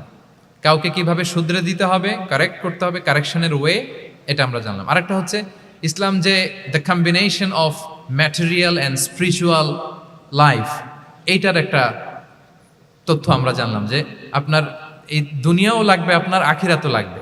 আপনি সব ছেড়ে দিয়ে শুধু আল্লাহর রাস্তায় চলে গেলে ওইটা ইসলাম শিখায় নাই। ইসলাম যে আমাদেরকে ফরিয়াদ শিখায়, প্রার্থনা শিখায়, রব্বানা আতিনা ফিদ দুনিয়া হাসানা ওয়া ফিল আখিরাতি হাসানা ওয়া কিনা আযাবান নার। হে আল্লাহ, আপনি দুনিয়াতেও হাসানা দেন, আখিরাতেও হাসানা দেন। আগে চাইছি কোনটা, আখিরাত না দুনিয়া? সবাই বলেন তো, রব্বানা আতিনা ফিল আখিরাতি হাসানা ওয়া ফিদ দুনিয়া হাসানা, এরকম নাকি রব্বানা ফিদ দুনিয়া হাসানা? দেখেন, দুনিয়াটা আগে, দুনিয়াটা আগে। সো ব্যালেন্স, এই ভারসাম্য রাখাটা, আমি আলোচনা শুরুই তো করেছি ওয়াসাতিয়া, মানে ভারসাম্যপূর্ণ। ইসলামের নেচারটা হচ্ছে ব্যালেন্সড অ্যাপ্রোচ। এটা আমরা এই হাদিস থেকে শিখতে পারি। আমাদের অনেকেরই এটাতে ঘাটতি আছে, অনেক জ্ঞানী, অনেক স্কলার, অনেক তার কিছু, কিন্তু তার মধ্যে ভারসাম্য এবং পরিমিতি বোধ নাই। পরিমিতি বোধ, ভারসাম্য, ব্যালেন্স লাইফস্টাইল, এটা অনেকে অ্যাডপ্ট করতে পারে না। এটা বছরের পর বছর সাধনা করতে হয়, অ্যাডপ্ট করে নিতে হয় নিজের সাথে। তাহলে 7 নাম্বার হচ্ছে, কাউকে শুধরে দিতে চাইলে আপনি কিভাবে শুধরে দিবেন, এটা আমরা জানলাম। তাকে সবার সামনে লজ্জা দিয়ে শুধরে দেওয়া যাবে? তাহলে কৌশলে তাকে শুধরে দিতে হবে। পারা যাবে তো ইনশাআল্লাহ? কয়টা গেল? 8 নাম্বার।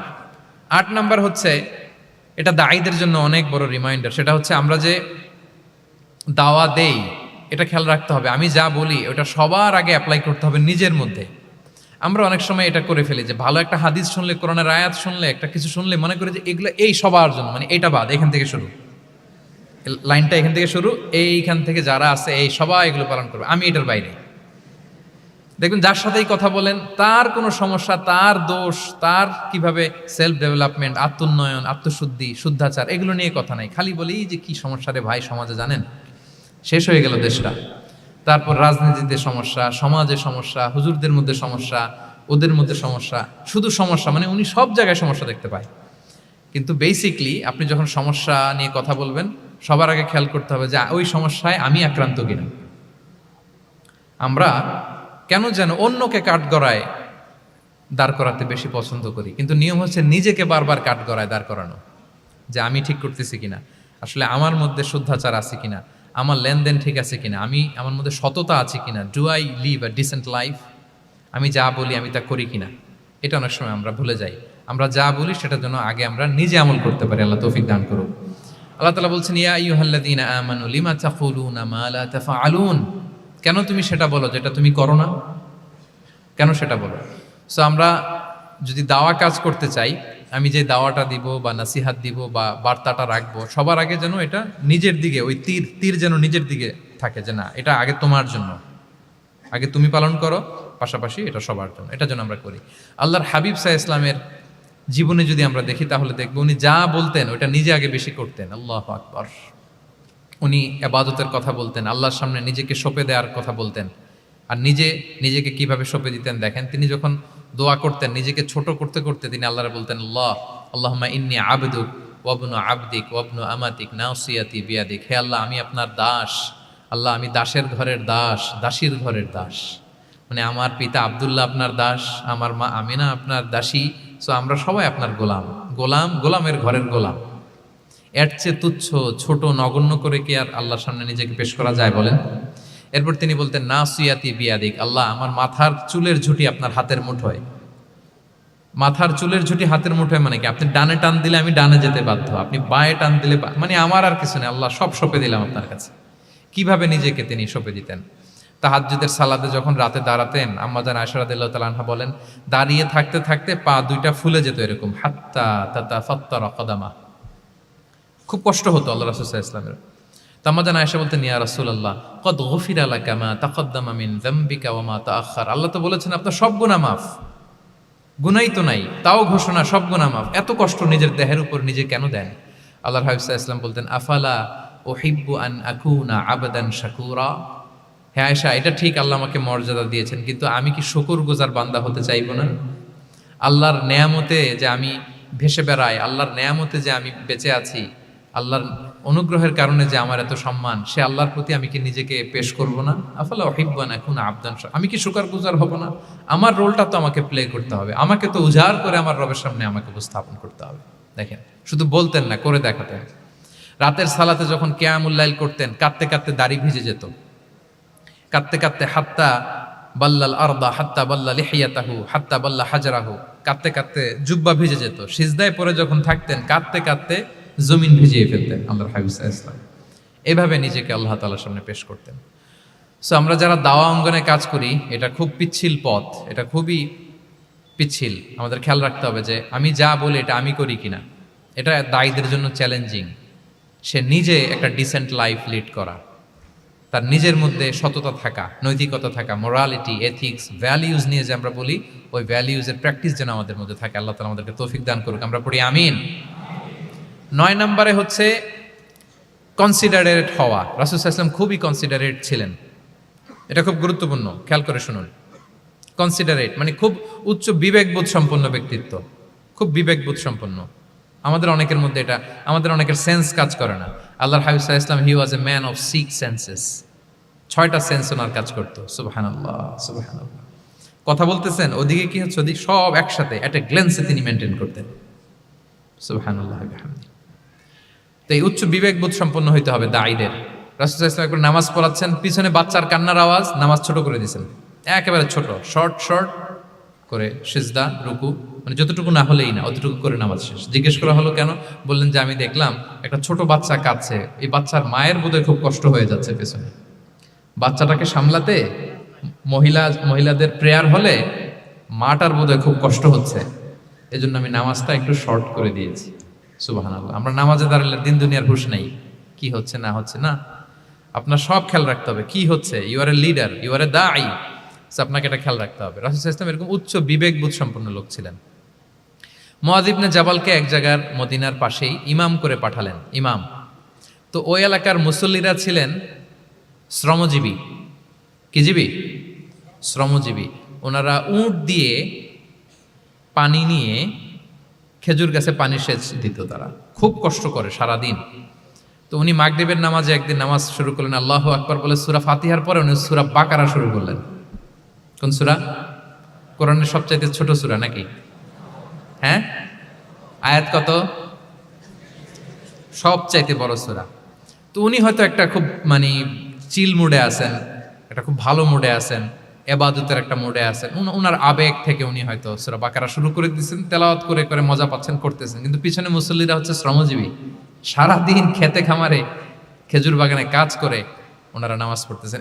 একদল তো নামাজ ছেড়ে দিছে, ছেড়ে দিয়ে নিজেরা নামাজ পড়ে আল্লাহর হাবিব সাল্লাল্লাহু আলাইহি ওয়াসাল্লামের কাছে যে বিচার দিলেন যে, ইয়া রাসূলুল্লাহ, দেখেন এমন একজনকে ইমাম হিসেবে পাঠালেন, উনি মাগরিবের নামাজ শুরু করছে সূরা বাকারা দিয়ে। আমরা হচ্ছে শ্রমজীবী মানুষ, আমরা কি পারি এত সময় দাঁড়িয়ে থাকতে? রাসূল সাল্লাল্লাহু আলাইহি ওয়াসাল্লাম খুব রেগে গেলেন, খুব। মুআয ইবনে জাবাল রাদিয়াল্লাহু তাআলা আনহুকে ডেকে পাঠালেন। ডেকে কি শব্দ ইউজ করছে জানেন? উনি বললেন, আফাত্তানুন আনতা ইয়া মুআয। ফাত্তান মানে ফিতনাবাজ। হে মুআয, তুমি কি সমাজে ফিতনা ছড়াচ্ছ? তোমাকে পাঠালাম সেখানকার ইউনিটি ধরে রাখতে, ইমাম হয়ে নামাজ পড়াবা, তালিম দিবা। আফাত্তান আনতা ইয়া মুআয, তুমি ফিতনা ছড়াচ্ছ? তুমি কেন সাব্বিহ ইসমা রাব্বিকাল আলা তোমার মুখস্থ নাই? ওয়াশ শামসি ওয়া দুহাহা মুখস্থ নাই? হাদিসে দুইটা সূরার কথা, যে এই সাইজের সূরাগুলো পারো না, তুমি এগুলো দিয়ে নামাজ পড়াবা যাতে ওদের কষ্ট না হয়। ওরা তো শ্রমজীবী সাহাবী, ওদের দিকে তো তোমার খেয়াল রাখতে হবে, কনসিডারেট হতে হবে। সুবহানাল্লাহ ওয়া বিহামদিহি। দেখেন রাসূল সাল্লাল্লাহু আলাইহি ওয়াসাল্লাম ইমামকে এনে শাসন করলেন, বুঝিয়ে বললেন যে না, তোমাকে ছোট ছোট সূরায় নামাজ পড়াতে হবে যাতে করে কষ্ট না হয়। এবং রাসূল সাল্লাল্লাহু আলাইহি ওয়াসাল্লাম কাউকে কোনো দায়িত্ব দিয়ে কাজে পাঠালে ওনার বিখ্যাত একটা বাণী তিনি বলে দিতেন। আমার ভেরিফাইড যে ফেসবুক পেজের কভার ফটোতে দেখবেন এই হাদিসটা দেয়া। সেটা হচ্ছে, তিনি কাউকে কোনো দায়িত্ব দিয়ে পাঠালে তিনি বলতেন, বাশশিরু ওয়ালা তুনাফিরু, ইয়াসসিরু ওয়ালা তুআসসিরু। মানে তোমরা মানুষকে সুসংবাদ দিও, মানুষকে দিন থেকে ভাগিও না, দিনকে সহজ করে উপস্থাপন করো, দিনকে জটিল করে মানুষের সামনে উপস্থাপন করুন। আমরা এটা ভুল করি, এত কঠিনভাবে উপস্থাপন করি, ভাবে যে কঠিন করে উপস্থাপন করতে পারলেই বোধহয় ওনার ক্রেডিট। এরকম একটা মানসিকতা অনেকের আছে। কোনো মুফতি যদি এমন কোনো ফতুয়া দেয় যেটা সমাজের অধিকাংশ মুসলিম চেষ্টা করেও মানতে পারতেছে না, কঠিন হয়ে যাচ্ছে, তার মানে something is missing in the ফতোয়া, something is missing in the legal opinion, and the মুফতি should revise the issue again and again. তাকে আরও মুফতিদের সাথে রিভাইজ করতে হবে, আরও কিভাবে জীবন ঘনিষ্ঠ করে মাসালাটা দেয়া যায়, তাকে এটা ভাবতে হবে। কারণ আল্লাহ দিনের মধ্যে জটিলতা রাখেননি, কাঠিন্যতা রাখেননি। আমরা দিনকে কঠিনভাবে মানুষের কাছে উপস্থাপন করি, মানুষকে ভয় দেখাই, আমরা হতাশ করি, দিন থেকে ভাগাই। রাসূল সাল্লাল্লাহু আলাইহি ওয়াসাল্লাম বলেছেন, খবরদার দিন থেকে ভাগিও না, সহজ করে মানুষের কাছে উপস্থাপন করো, দিনকে জটিল করে মানুষের কাছে উপস্থাপন করবে না। তো তাহলে কনসিডারেট ছিলেন রাসূল সাল্লাল্লাহু আলাইহি ওয়াসাল্লাম, খুব উচ্চ বিবেকবোধ সম্পন্ন ব্যক্তি ছিলেন। একবার মাগরিবের সালাতে অথবা এশার সালাতে হাদিসে এসেছে যে ইহদা সলাতাইল ইশা, মানে মাগরিব অথবা এশায়, হাসান হুসাইন রাদিয়াল্লাহু তাআলা আনহুমাকে নিয়ে তিনি নামাজে গেলেন। নামাজের এক পর্যায়ে সেজদারত অবস্থায় ওনার নাতি হাসান রাদিয়াল্লাহু তাআলা আনহু ওনার কাঁধের উপরে চেপে বসলেন, দীর্ঘ সেজদা দিলেন। এরপর যখন নামাজ শেষ করলেন, সাহাবারা বললেন, ইয়া রাসূলুল্লাহ, এত লম্বা সেজদা দিতে তো কখনো দেখি নাই, নামাজে কি অসুস্থ হয়ে গেলেন নাকি? অথবা নামাজ চলা অবস্থায় কি কোরআনের আয়াত নাজিল হলো নাকি? রাসূল সাল্লাল্লাহু আলাইহি ওয়াসাল্লাম বললেন, কুল্লু যালিকা লাম ইয়াকুন, একটাও না, বরং ওয়ালাকিন নাবনি ইতাহালানি, আমার নাতি আমার কাঁধে উঠছিল।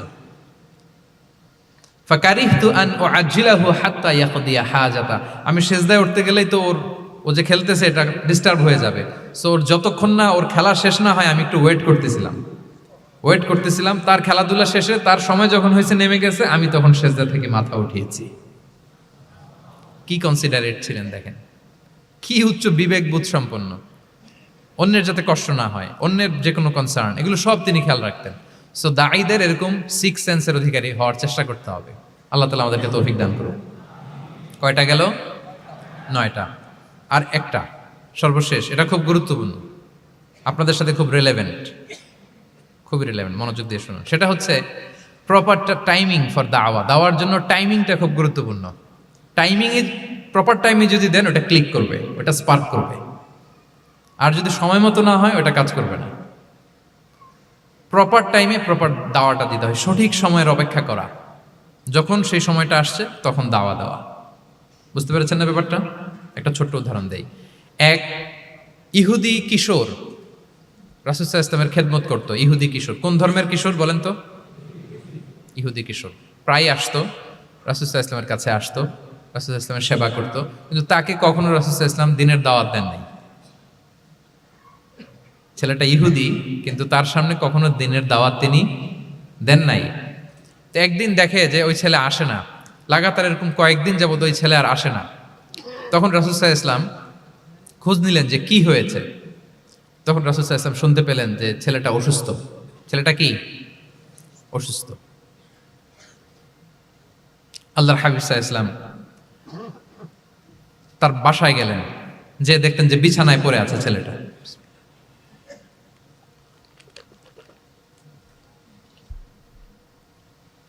আল্লাহর হাবিব সাল্লাল্লাহু আলাইহি ওয়াসাল্লাম গেলেন, যে দেখলেন যে ইহুদি ছেলেটা বিছানায় পড়ে কাতরাচ্ছে, পাশে ছেলেটার বাবা। রাসূল সাল্লাল্লাহু আলাইহি ওয়াসাল্লাম তার মাথায় হাত বুলিয়ে দিলেন, তার খোঁজ খবর নিলেন। এবার রাসূল সাল্লাল্লাহু আলাইহি ওয়াসাল্লাম বললেন আসলিম, মানে ইসলাম ধর্ম গ্রহণ করো।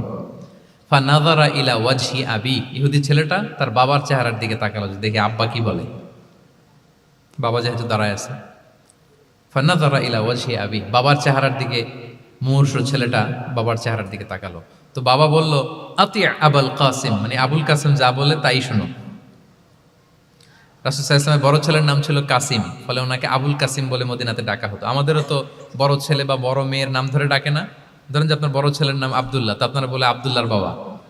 রাসূল সাল্লাল্লাহু আলাইহি ওয়াসাল্লামকে মদিনায় বলা হতো কাসিমের বাবা। তো ছেলেটা যখন বাবার চেহারার দিকে তাকালো, বাবা বলল আতি আবুল কাসিম, তুমি আবুল কাসিমের অনুসরণ করো, যা বলে তাই শোনো। ছেলেটা তখন পড়তে আরম্ভ করলো আশহাদু আল্লা ইলাহা ইল্লাল্লাহ ওয়া আশহাদু আন্না মুহাম্মাদুর রাসূলুল্লাহ, মানে মুসলিম হয়ে গেল। রাসূল সাল্লাল্লাহু আলাইহি ওয়াসাল্লাম ইহুদিদের ঘর থেকে বের হয়ে আসলেন আর বললেন আলহামদুলিল্লাহিল্লাযী আনকাযাহু মিনান নার, বুখারীর বর্ণনা। প্রশংসা সে আল্লাহর, যে আল্লাহ এই ছেলেটিকে জাহান্নাম থেকে মুক্তি দিয়ে জান্নাতি বানিয়ে নিল। দেখেন রাসূল সাল্লাল্লাহু আলাইহি ওয়াসাল্লাম একটা প্রপার টাইমিং এর অপেক্ষা করতেছিলেন। এতদিন রাসূল সাল্লাল্লাহু আলাইহি ওয়াসাল্লামের ঘরে যে ইহুদি কিশোর খেদমত করে, কাজ করে দিয়ে আসে, একদিনও দাওয়াত দেয় না। রাসূল সাল্লাল্লাহু আলাইহি ওয়াসাল্লাম একটা ভালো সময় খুঁজতেছিলেন। শুরুতেই যদি দাওয়াত দেয়, ওই ছেলে আশাই বন্ধ করবে, ভাববে খাইছে, আমার তো ধর্মান্তরিত করতে চায়। ঠিক কিনা বলেন? যে আমার একটা ফেইথ আছে, সে তো আমার ফেইথ কেড়ে নিতে চায়, বা তার বাবাও ভয় পাবে। রাসূল সাল্লাল্লাহু আলাইহি ওয়াসাল্লাম যখন অনেকদিন তার সাথে মিশলেন, রাসূল সাল্লাল্লাহু আলাইহি ওয়াসাল্লামের ব্যক্তিত্ব, রাসূল সাল্লাল্লাহু আলাইহি ওয়াসাল্লামের কথা বার্তা, আচরণ, মানসিকতা সব দেখে যখন এই ইহুদি ছেলে, তার বাবা ইমপ্রেসড, এবং ছেলেটা শুয়ে আছে বিছানায় মুমূর্ষ, এই প্রপার একটা টাইমিং এর অপেক্ষায় রাসূল সাল্লাল্লাহু আলাইহি ওয়াসাল্লাম ছিলেন। যখনই সেই সময়টা এসেছে, রাসূল সাল্লাল্লাহু আলাইহি ওয়াসাল্লাম দাওয়াত দিলেন, মুহূর্তের মধ্যে ক্লিক। আল্লাহু আকবার। এই প্রপার টাইমিং এর অপেক্ষা আমাদেরকে করতে হবে। এই সুযোগটা কিন্তু আপনাদের আছে। আমি শুরুতেই বলেছি যে ডক্টরস যারা, তাদের কাছে মানুষ কখন আসে? সুদিনকালে না দুর্দিনকালে? বলেন, তার বিপদ এর চেয়ে বড় বিপদ নাই। ক্যান্সার নিয়ে আসছে, ডায়াবেটিক্স নিয়ে আসছে, অসুস্থ, অসহায়, মানে ভাবখানা এমন, আপনি ছাড়া তার আর কোনো গতি নাই। ঠিক কিনা বলেন? এই প্রপার টাইমে যখন আপনি মনে করবেন যে now it's high time to give দাওয়া, জাস্ট ডু ইট। যখন মনে করবেন যে না এখন একটা সুন্দর সময়, এখন বললে এটা কাজে দিবে, ওই সময়টাকে আপনি কাজে লাগান। তাহলে দাওয়া মেথোডোলজির সর্বশেষ পয়েন্ট হচ্ছে প্রপার টাইমিং ফর দাওয়া। যখন দাওয়া দিলে কাজে লাগবে, ঠিক তখন দিতে হবে। কি পারা যাবে তো ইনশাআল্লাহ? আল্লাহ তাআলা আমাদের সবাইকে তৌফিক দান করুন। তাহলে প্রিয় ভাইয়েরা, আমি একটু রিভাইজ করি আপনাদের সাথে কি কি নিয়ে কথা বললাম। প্রথমে আমরা বলেছি যে আমাদের মধ্যমপন্থী হইতে হবে, বাড়াবাড়িও করা যাবে না, ছাড়াছাড়িও করা যাবে না। আমরা কোথায় থাকবো? মাঝামাঝি, মাঝামাঝি। এরপরে আমরা বললাম ওরাল দাওয়ার চেয়ে প্র্যাকটিক্যাল দাওয়া, লিভিং দায়ী হইতে পারলে ওটার ইফেক্ট অনেক বেশি। এরপর আমরা আল্লাহর হাবিব সাল্লাল্লাহু আলাইহি ওয়াসাল্লামের সিরা এবং সুন্নাহ থেকে 10টা মেথোডোলজি, দাওয়া মেথোডোলজি আলোচনা করেছি। তার প্রথমটা ছিল ভেরি সফট অ্যান্ড মাইল্ড, দাওয়া ল্যাঙ্গুয়েজটা সফট অ্যান্ড মাইল্ড হতে হবে। 2 নাম্বার, কোশ্চেন থ্রো করতে হবে অ্যাটেনশন ড্র করার জন্য। 3 নম্বরে, visual explanation to make the দাওয়া মোর ইফেক্টিভ অ্যান্ড প্রোডাক্টিভ। তারপরে 4 নাম্বার, গ্রাজুয়ালিটি, ধীরে ধীরে, ধাপে ধাপে, একবারে সব চাপিয়ে দেওয়া যাবে না। 5 নম্বরে, ইমোশনাল ইন্টেলিজেন্স ইউজ করতে হবে। 6 নম্বরে, ফুল অফ লাভ, দাওয়া should be full of love. 7 নম্বরে, কাউকে শুধরে দিতে চাইলে লজ্জা দিয়ে অন্যের সামনে শুধরে দিতে দেয়া যাবে না, রাসূল সাল্লাল্লাহু আলাইহি ওয়াসাল্লাম যেভাবে শিখিয়েছেন ওইভাবে কারেক্ট করতে হবে। 8 নম্বরে, দাওয়া should be applied in your self, আগে নিজের মধ্যে। 9 নম্বরে কনসিডারেট হইতে হবে, উচ্চ বিবেকবোধ সম্পন্ন। আচ্ছা, 10 নম্বরে প্রপার টাইমিং, ঝোপ্য যে কোপ, বাংলা একটা কথা বলে না, কি বলে, ঝোপ্য যে, তার মানে সময় মতো, সময়ের 1/4, অসময়ের সময় মতো। যখন আপনি মনে করবেন it's high time to give দাওয়া, ডু ইট, এটা করেন। এইভাবে আল্লাহ রাসূল সাল্লাল্লাহু আলাইহি সাল্লামের দাওয়া মেথোডোলজি ফলো করে যদি আমরা দাওয়া কাজ করি, দাওয়াটা প্রোডাক্টিভ হবে এবং খুব ইফেক্টিভ হবে। আশা করি আল্লাহর হাবিব সাল্লাল্লাহু আলাইহি ইসলামের এই যে দাওয়া মেথোডোলজি এবং এটা কিভাবে আমাদের সাথে রেলেভেন্ট হতে পারে, কিভাবে এটাকে আমরা ইফেক্টিভ করতে পারি আর প্রোডাক্টিভ করতে পারি, এ ব্যাপারে আপনারা একটা মোটামুটি ধারণা পেয়েছেন। কি বলেন, ধারণা পেয়েছেন তো? এগুলো অ্যাপ্লাই করবেন তো সময় মতো ইনশাআল্লাহ। আল্লাহ তাআলা আমাদের সবাইকে কথাগুলো বুঝার ও আমল করার তৌফিক দান করুক। আমি আবারও মেডিকেল দাওয়া সোসাইটিকে ধন্যবাদ জানাই।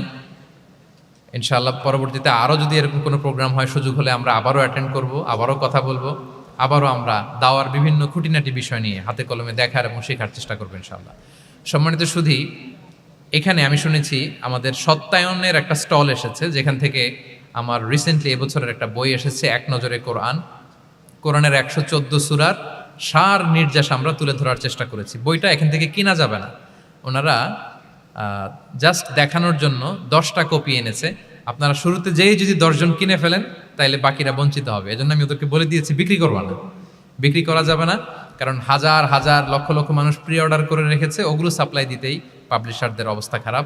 আমি চাইবো যে আপনারা বইটা একটু ধরে নেড়ে চেড়ে দেখে যাবেন যে আমরা কি করেছি আপনাদের জন্য। কোরআনের 114টা সূরার সারমর্ম, জিস্ট আমরা খুব সহজে নিয়ে আসার চেষ্টা করেছি। আশা করি পরবর্তীতে যদি কালেক্ট করেন আপনারা উপকৃত হবেন ইনশাআল্লাহ। যতগুলো কথা বললাম, সবগুলো কথা আল্লাহ তাআলা প্রথমে আমাকে আমল করার তৌফিক দান করুক এবং আপনাদের সবাইকে আমল করার তৌফিক দান করুক। আল্লাহ তাআলা আপনাদের সবাইকে ভালো রাখুন, সুস্থ রাখুন, ঈমানের সাথে রাখুন। আমি আপনাদের জন্য প্রাণ ভরে দোয়া করছি এবং সবার কাছে দোয়া চেয়ে শেষ করছি। হাযা মা ইনদি ওয়াল ইলমু ইনদাল্লাহি আলাইহি তাওয়াক্কালতু ওয়া ইলাইহি উনীব। আসসালামু আলাইকুম ওয়া রাহমাতুল্লাহি ওয়া বারাকাতুহু।